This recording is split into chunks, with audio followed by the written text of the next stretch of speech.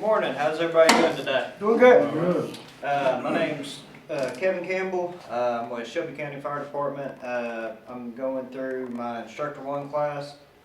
Today's lesson will be on fire extinguishers. I've been with Shelby County for 5 years, and then I had 2 years at Arlington and 2 years at Oakland as a reserve. So let's go ahead and jump in on this. Everybody used a fire extinguisher before?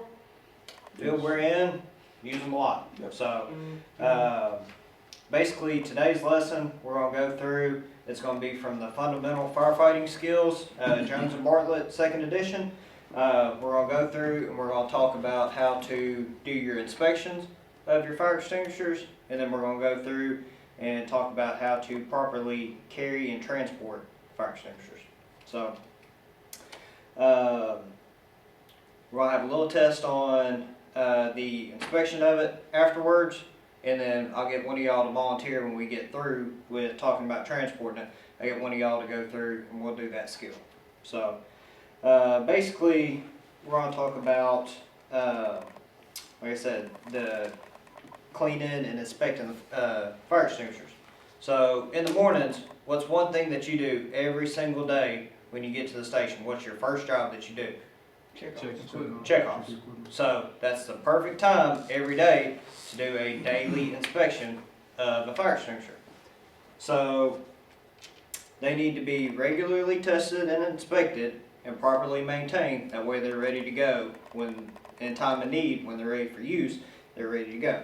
So when we do our daily checks in the morning, that's our perfect time to go ahead and have our records that we have inspected them. That way if anything does come back, we say, boom, here's the records for them. So does every department do that? Like all fire departments are required to do that? You're not required to do any of this, but to keep yourself liable, you need to go ahead and have a record that that extinguisher right there has been checked off every day. Gotcha. So it's just as important as, you know, your oxygen on the ambulance or the pumper having water every morning. Gotcha. So the individuals that are assigned to go ahead and check this off, typically it's going to be your driver doing it every morning, but the individual that's required to do it, they need to be trained in what to look for on the fire extinguisher. If they don't know what to look for, then it's kind of pointless them checking it off every morning saying they checked it. Gotcha. So they need to go ahead and go by the manufacturer's specs and their recommendations on checking everything. So going into that, you'll basically be going by NFPA Standard 10, which is a daily quick check of inspecting the fire extinguishers. So that's basically saying that they're ready, there's no damage to them, and if you need them, boom, they're ready to go. So I'm going to go ahead and get this fire extinguisher out. Like I said, everybody's used one, everybody's gone through. Forgive me, I've been slacking on this. Went through the references, introduction of it. So go ahead and keep on here. So that's the quick check that I was talking about. This is NFPA Standard 10. We're going to go ahead and your first thing that you're going to want to do is you're going to make sure that your seal is still on here. It's kind of like your medical bags in the morning. If your seal is there, it's not broken, you don't really have to check it, but it's still a good practice to make sure that everything else is in a good working order.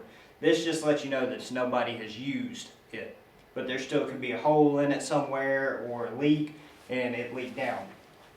So your seal's intact. Also, you can kind of feel it and see the weight of it. If it's a already expelled fire extinguisher, you'll know that it is a lot lighter than this one is. So if y'all want to pass this one around real quick, you can kind of feel how heavy it is or the heftness of it. You can tell that there's still extinguishing agents in there. Also, while you're going ahead and you're inspecting it, you want to go ahead and look over the entire fire extinguisher itself. Like I said, it may have been in the compartment, it may have gotten knocked over, something hit it. You want to check for pinholes, rust leaks down in the bottom of it. Make sure that there's no damage to it. Your handle, nothing's cracked on it, things of that nature. So Once you do that, there's no physical damage on the fire extinguisher body itself. Then you want to come up here to the pressure gauge on it. So when you check the pressure gauge, you want to make sure, you see that over there? Yep. You see it? It's in the group. Travis, you see it? Yes, sir, I see it. So you've got a little bitty window down here that you can check and see if it is in the correct pressure readings. So if this is out of reading, then you either need to recharge it or pull it out of service and have a new fire extinguisher put in. Also, when you're doing it, so y'all know that we have different types of extinguishers. So you've got your water fire extinguisher, you've got a foam fire extinguisher, dry powder, CO2, and a wet chemical extinguisher. Each one of those has a certain class fire that it is best used for. So like a class C fire, which is a electrical fire, you want to use a dry powder on it. A class K fire, which is like a grease fire, kitchen fire, you want to go ahead and use a wet chemical on it. So basically the whole purpose of fire extinguishers, you either want to lower the temperature of it where it's not combusting anymore, or you want to go ahead and cut off oxygen flow from it to stop the fire tetrahedron and it's not able to combust in it. So back to this though, you want to make sure that your fire extinguisher, what agent's in it, and the class all corresponds. So most of that is going to be right here on your label. The next thing that you need to do is on your nozzle, always be aware of it. To me, I treat it just like a gun. Never look directly down the nozzle. Even though there's a pin in it and my hand's not on it, I'm not going to look directly at it. Gotcha. But you want to kind of look in at an angle and you want to make sure that there is nothing inside the nozzle. So there could be critters inside it, dirt daubers, you know, the pin of another one could have gotten stabbed in here. Somebody could have stored it like this and it's full of water now and rusted up. So with something in the front of that nozzle, can it affect the way that that sprays out? Yes, because it's basically going to affect your nozzle stream, or it could completely clog it up where you won't be able to get anything. So this whole extinguisher could be in good working order, but it doesn't have enough agent or enough pressure to kick whatever is out of that nozzle, kick it and expel it out. Gotcha. So basically this is like almost like an aerosol can, spray can. Mm-hmm. So if your pressure is lower down, it's kind of like buying a brand new can of spray paint and there not being any aerosol in it. Okay. You have paint in there, but you can't get it out. That's the same way how this extinguisher is going to work. That there's all your agent in here, but you'll have no way to get it out and actually use it and be beneficial. So if anything is wrong with this, from the trigger to the safety pin to the inspection tag to a hole in it, the nozzle, the hose, any of it, you need to go ahead and pull this whole extinguisher out of service, write it up, and if your department has any spares, you need to go ahead and try to put a new one back on the truck to replace it. If not, if you can readily, quickly fix this one and put it back on service like a water extinguisher, you can go ahead and recharge it by filling it back up, and then go ahead and pressurizing it yourself and charging it. So all these fire extinguishers, they get hydrostatic tested just like our SCBA bottles. They get tested every 5 years. They get tested every 5 years. They get inspected by a professional every year. They come out and they check them, make sure everything's right. You notice this is just my home extinguisher, one that you have at the station on the truck. It may have a tag on it. They will come out and they'll mark it that it's been inspected by whoever that professional company is that services your extinguishers. Okay. So these get tested every year, or they get tested, hydrostatic testing, every 5 years, and then they get annually tested, and then we're going to do our basic inspection on it daily. Gotcha. So So again, like we talked about earlier, the pressure gauge on it, we're gonna make sure that it is in the green. Anywhere below there, the whole extinguisher needs to be pulled out and placed out of service or replaced. Also, going back, we're gonna check the weight of it and see, does it feel like it has any agent in it? And you can kind of, another thing you need to do, if it is a dry chemical extinguisher, just kind of like foam, how we flow foam every Monday to keep it from congealing, you want to basically take that dry chemical and shake it up, because if not, everything's going to sit at the bottom and it's just going to be a thick layer right here. So you have no aerosol or agent to kick it out and away from it. So also there's another type. You see that there is no outside cartridge on this one. On certain fire extinguishers, they have a CO2 cartridge on it. Basically, when that fire extinguisher goes into use and you need it for an emergency, you're going to go ahead and press that cartridge down, and it will go ahead and pressurize this tank. And in turn, then it will go ahead, and if it has a pressure gauge on it, then it will go ahead and go all the way to the green. So if you have a extinguisher that's got a cartridge on it, that's another thing you need to check. So if it's pressurized, then it means it's been already in use and you need to go ahead and get another cartridge. If not, if there's no pressure on it, then you need to take that cartridge out and make sure it has not been punctured and pressurize this fire extinguisher. So we use those at our fire stations, when we have wasp around the station. It's just like a big nest of wasps. I kind of learned practicing with that, with the pressurizing with the water and the soap. You can hit them with it, and it smothers them. That liquid detergent smothers them. So it's pretty cool when it works. Yeah, I hadn't thought about that, but it works awesomely. Just have to get speed to run, get away. And that's obviously one that's not in service, though, right? Correct. Okay. So along with the extinguishers that are on the truck, where else are you gonna get it? Where else do we need to be more cognizant of checking for fire extinguishers? The stores and buildings. Commercial structure. Yeah. What about your own fire station? Yeah. Other fire Because I know that I'm guilty of it myself. So I check the ones on the truck, but I don't check the ones in the station. So they need to be checked more often. Also, what about your own house? Yeah. So Inside and outside of the fire. So would you recommend that like homeowners, what service would they go to get their fire extinguisher service? Or? for most of your residential fire extinguishers, because your fire extinguishers, they can weigh anywhere from size-wise from a pound fire extinguisher all the way up to like a 50-pound fire extinguisher. So one like this, I honestly wouldn't spend the money on go ahead and have it serviced, because I think this one cost me $50. So I would just go ahead and replace this one every 5 years and keep it in the house and keep it, especially one in the kitchen and one in the garage. So that way for sure, you can always have more, but I'd make sure at least you have those two. This is right there. ABC? Mm-hmm. Okay.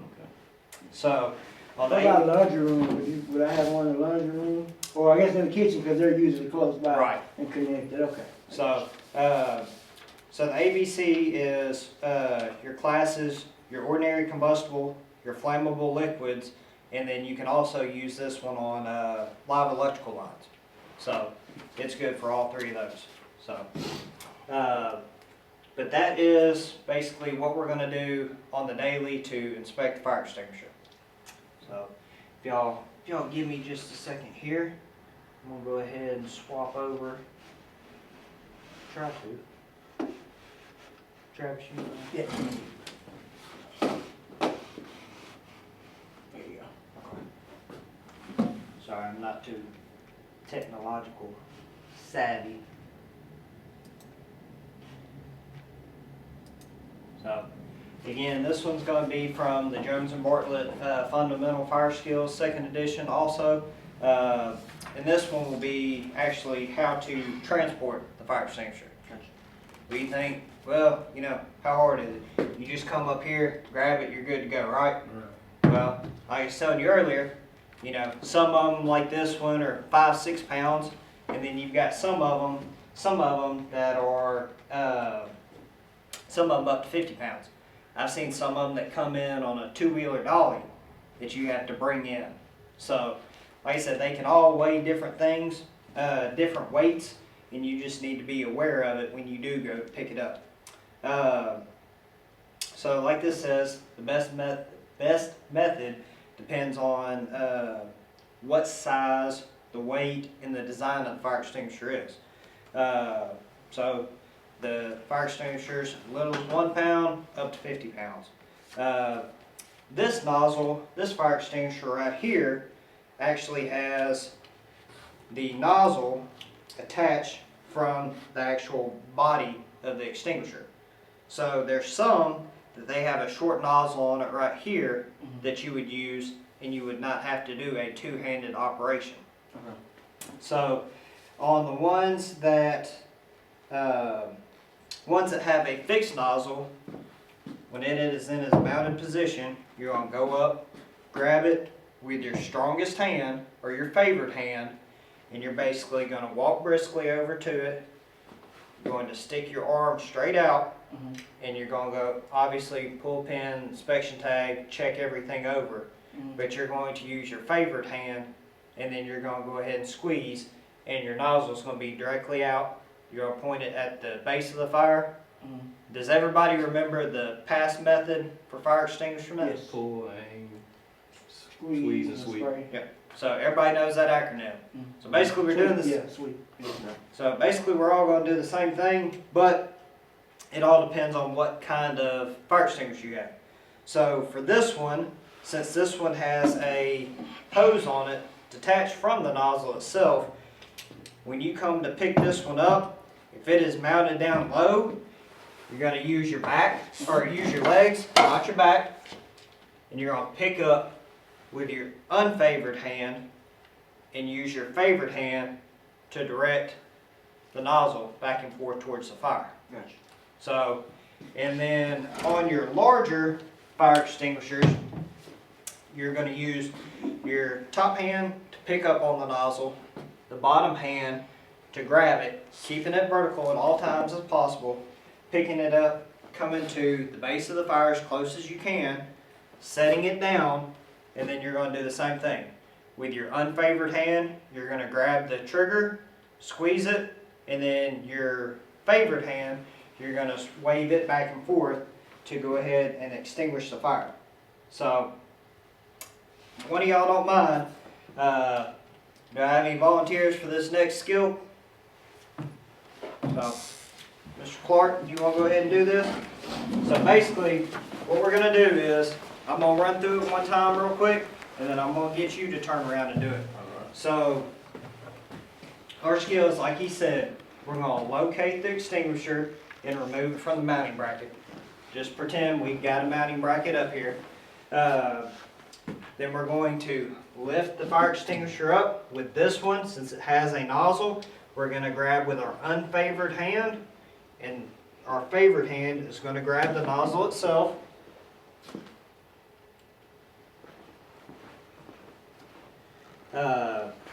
Grab both handles like we were talking about, and then from there you go ahead, come to the base of the fire, pull the nozzle or pull the pin on it, aim it, squeeze it, and then sweep. Okay.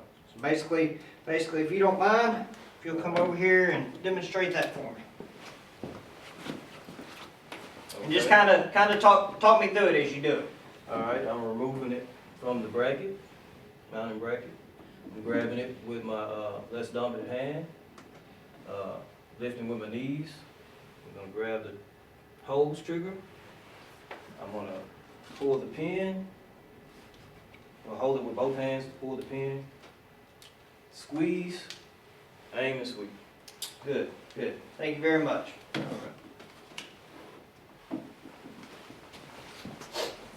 So, that more or less wraps up my video, or my instruction today on inspecting the extinguishers, and then also how to transport it. Does anybody have any questions for me today? I forgot I had a question.